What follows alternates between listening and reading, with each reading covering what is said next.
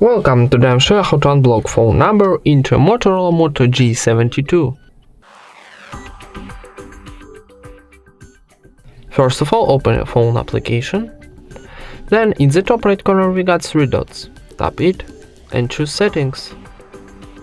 Now go into block numbers option.